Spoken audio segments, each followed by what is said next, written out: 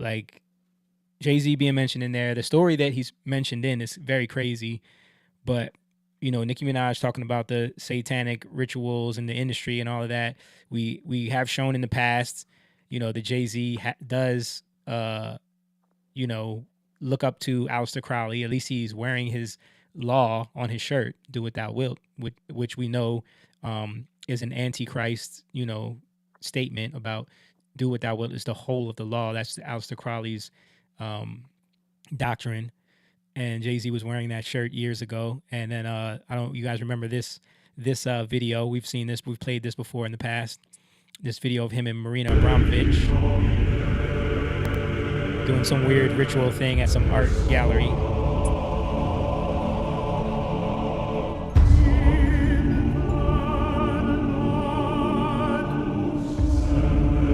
And if anybody doesn't know who this woman is, this is a very old, people have called her a witch. People have called her all kind of things, but she's very much into spirit cooking. She was mentioned, the first time I heard about her was in the Podesta emails that were leaked by a DNC worker who ended up dead shortly after that. And this happened right before the election in 2016, which a lot of people credit to the fact of why Hillary Clinton lost, because all of her emails were being leaked through that. And that's when we first found out about spirit cooking. That's when we found out about Marina Abramović. That's when we found out about Pizzagate, which everyone tried to condemn as a conspiracy theory and tried to tell us that, it was just a bunch of wackaloons reading into things on Reddit and on 4chan, and to not believe what you saw, even though the people that really dug into it and saw the documentaries and saw the stuff that people were putting together knew that this was some real stuff. And the crazy thing is to see these Epstein leaks now confirm a lot of those things. The term pizza being in these documents over and over and over again, being used in weird ways. The same stuff that we saw in the emails we're seeing in Jeffrey Epstein's emails. The same language, coded language about, bringing cheese pizzas with walnuts and having a map and all this weird language that the FBI has come out in the past and shown that it's connected to child sexual abuse and pedophilia. So earlier today, actually, something happened where somebody was talking about Pizzagate, and they brought that up. Oh, Pizzagate started when a guy went to a pizza shop and started shooting it up, and it was just a regular pizza shop that it didn't even have a basement or anything like that. And I was like, hold up, first of all, and that kind of like triggered my brain, because we talked about that before. You know how they coined the phrase conspiracy theorists, yeah, and they make you look crazy. That made me really think that, man, that really worked.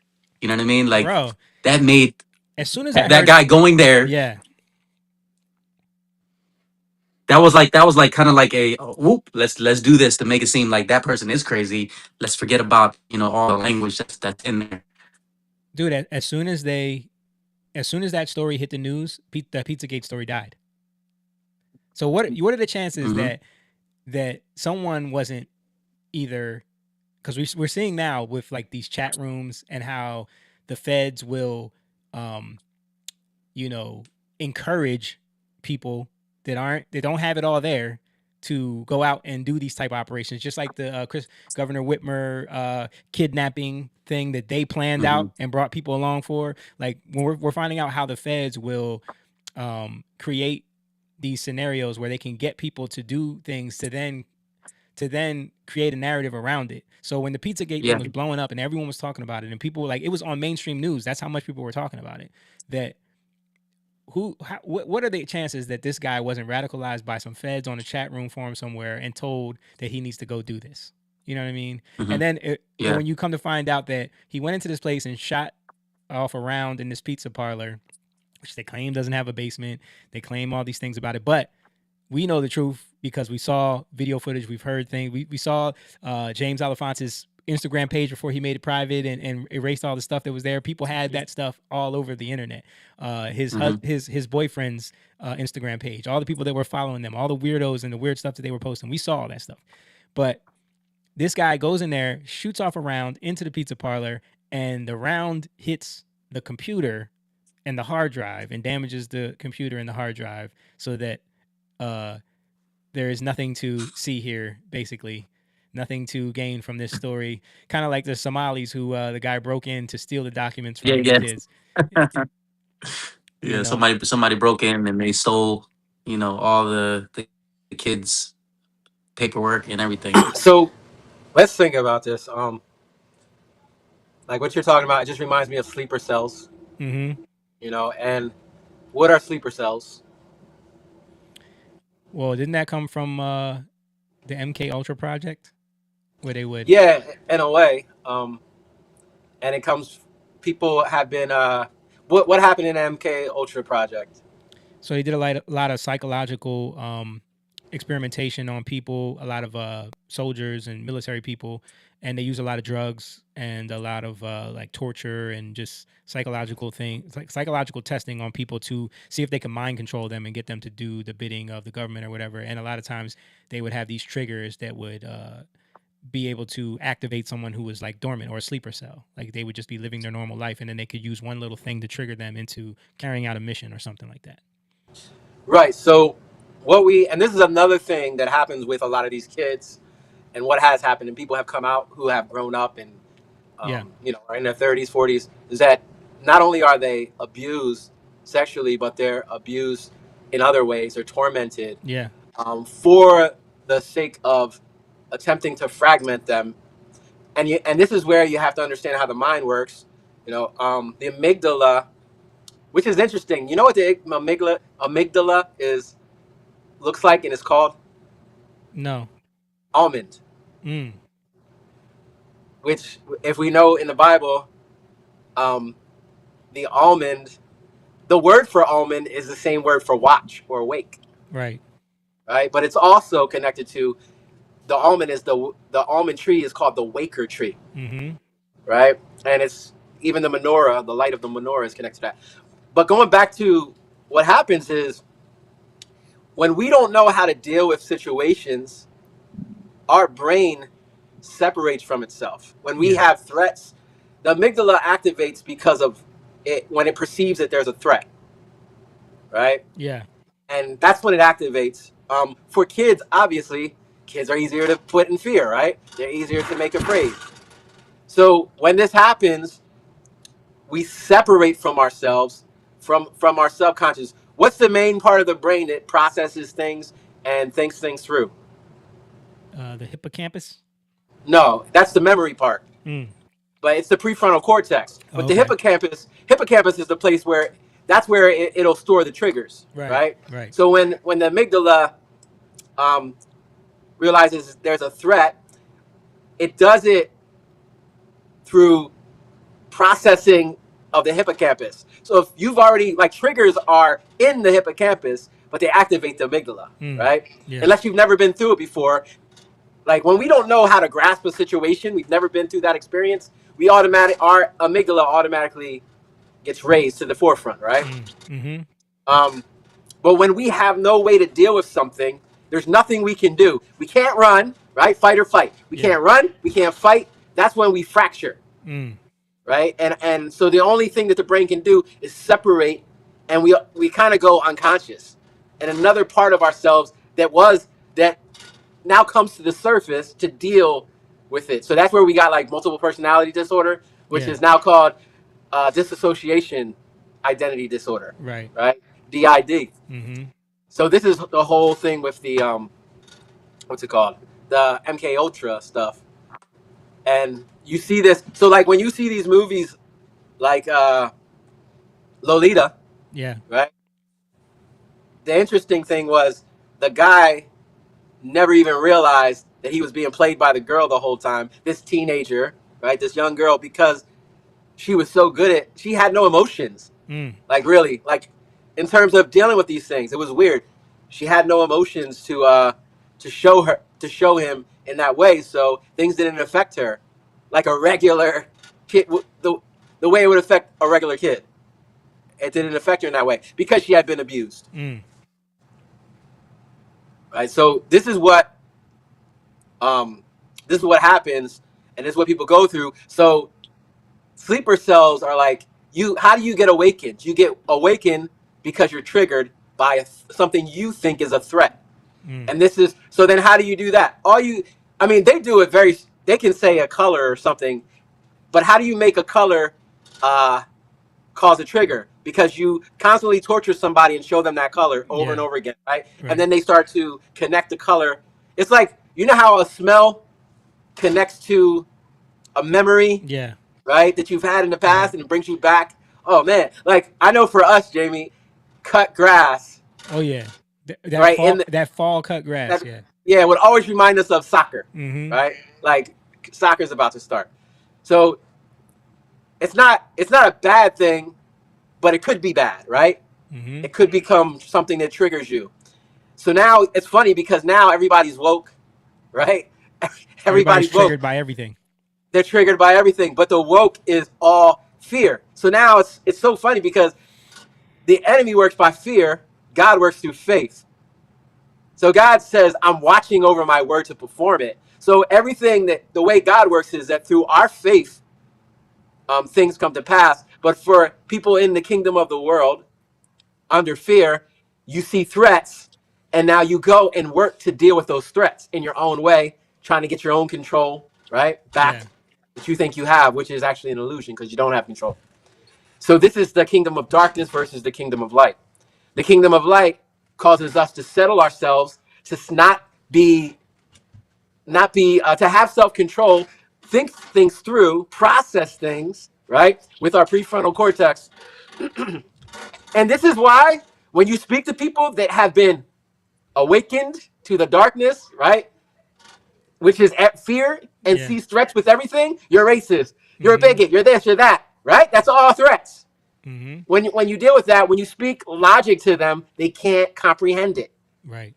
Because everything they don't process things with the prefrontal cortex in that way. Yeah. Right? There's no trust. They literally don't trust anybody. And they only connect to people through others not trusting. That's pretty interesting because you're making me think of people that grew up in the hood and grew up in chaotic environments like that. Well, that's my point. Yeah. Because now what are we seeing?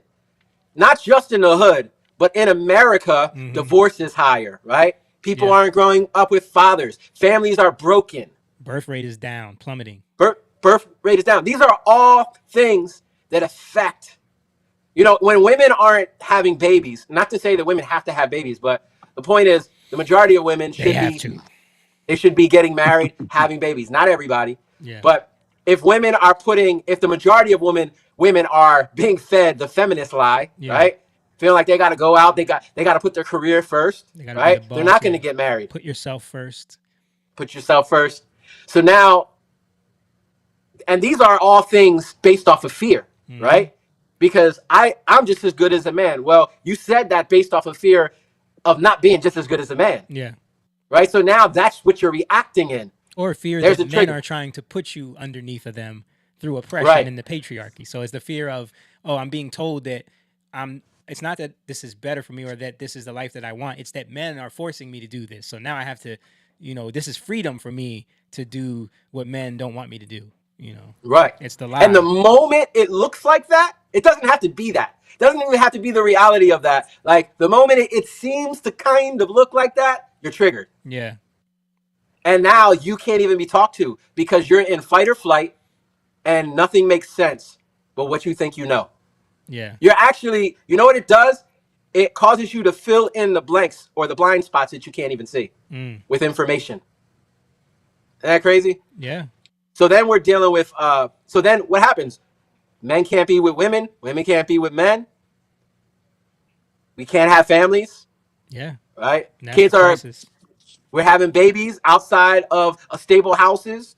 Yeah. Right? These kids are growing up in fear, more fear, because they don't know how to process two things because that's what fathers are supposed to be there for. Right. Right? So it's becoming the perfect environment to cause more death and destruction. And this is why the church matters. Yeah. But this is the thing, like, the church doesn't touch any of this stuff for the most part.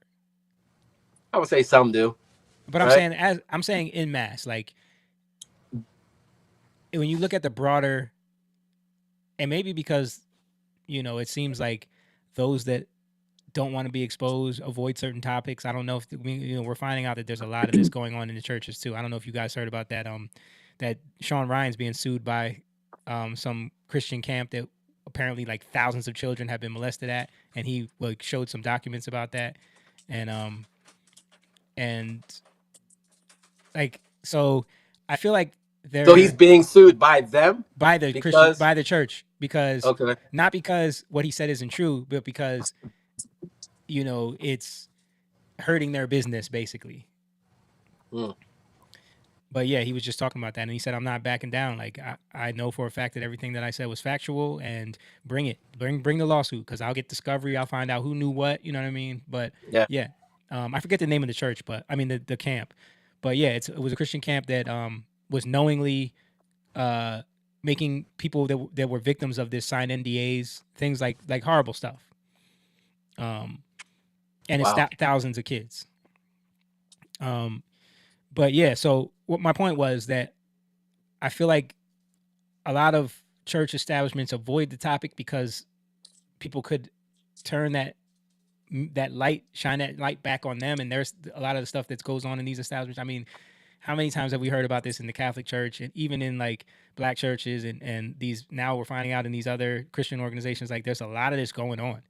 And if you avoid the topic altogether, like it's weird to me that churches aren't openly talking Then about you won't bring that. Yeah, you won't bring that. You won't bring that smoke. You No, won't get that smoke.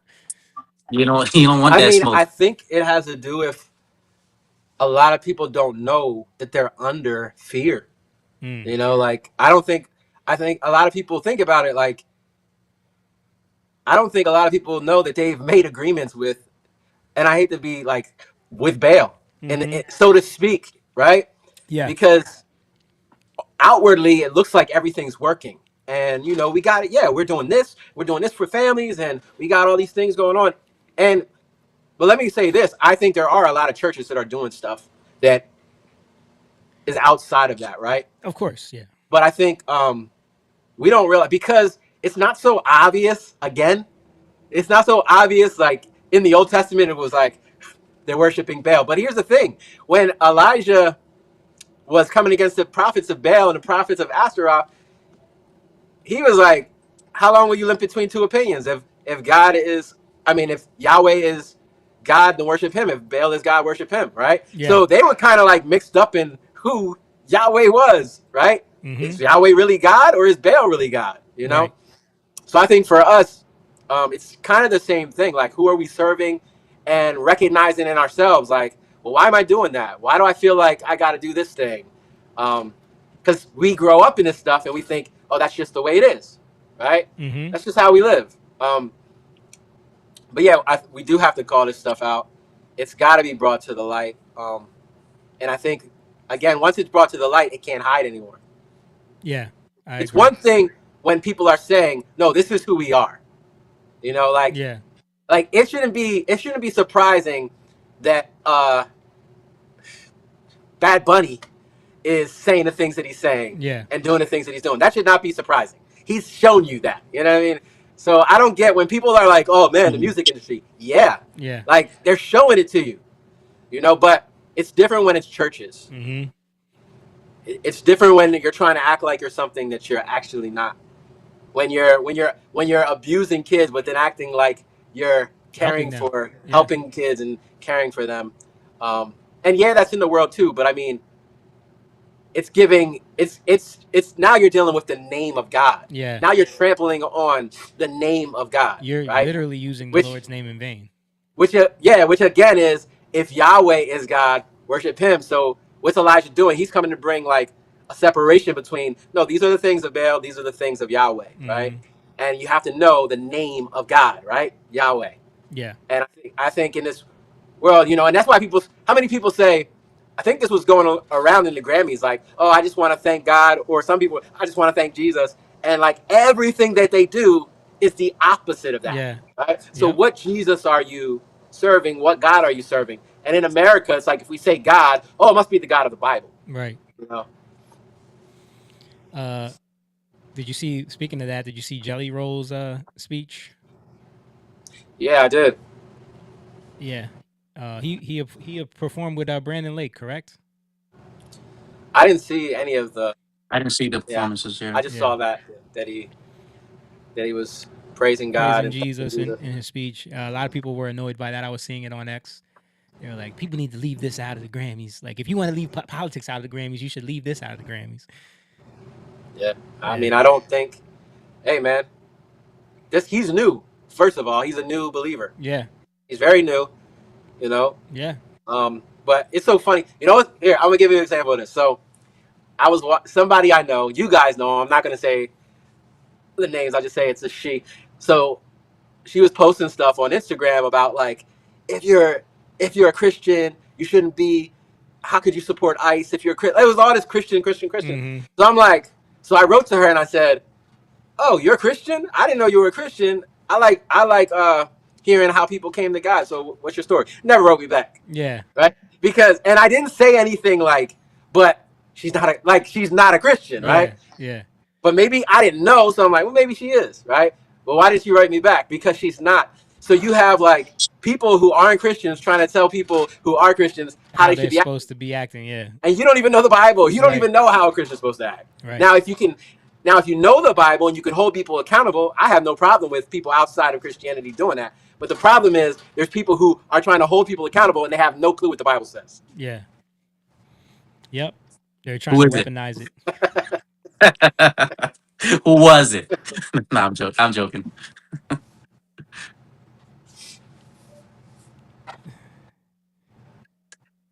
Are you seeing? Are you seeing that, Jay? The comments? Yeah, I don't know who is that. Talking about they especially don't trust white men. Who don't trust white men? I don't know. But yeah, so just real quick, I just think they're saying like, like people. That's the thing. Like they don't trust white men with anything else. That's white men are like the fall guys right now. oh yeah. Uh, Maybe that's what they mean. Let me show y'all this just so I can put it out there. So yeah, the group was called the Kanakuk Ministries, a Christian camp in Branson, Missouri, with a history of child abuse in the early 2000s. And Elizabeth Phillips was a guest on Ryan's past interview, alleged grave misconduct tied to Kanakuk Ministries, and now the ministry-based summer camp is demanding Sean Ryan take that portion of his interview down. We're unpacking that story, blah blah blah. Yeah, so he fired back at them today, I think, and was like, "Listen, I'm not taking nothing down." So yeah, it's definitely a weird story, but we've seen this in the past with many organizations that will claim to be helping children, and it's very. I mean, again, this is something that we saw in Hillary's emails. This is something that we saw with what they're doing I with. was just about to mention that Hillary, the Clintons, and Haiti. Yeah, that's what I was just gonna say. Like they got caught smuggling children out of Haiti. One of her aides. Then and the crazy part about this is another journalist the one who broke that story ended up dead. Man, what was that story from the who took Johnny Gosh documentary on YouTube? What was the name of it? Boys Town? Something like that. I think you're right. Yeah, another political entity that was supposed to be helping boys, but they were all being abused. When you look at Stranger Things is based off of a real place that was experimenting on young people. You know what I mean? Montauk. Montauk, New York, right? The Montauk Chronicles, which was an underground military base where they were really doing experiments on children. That's where the Stranger Things story came from. They actually were going to call the town Montauk, but Netflix made them change it. I wonder why. So I mean, we showed our very first episode. We talk about it all the time. Very first episode, we have that clip where we talked about the baby burlesque thing, and to this day, when people see that clip, sometimes they still had no idea, and then they're like, "Man, I never realized how dark and weird the Shirley Temple stuff was. I just always thought it was innocent." But when you go in and you look at, especially the way she was treated and the stories that she told, her mother, stuff that happened with the agents inside the offices and closed doors, the stories that she's told. Jake's talking about Lolita. We're talking about Eyes Wide Shut here.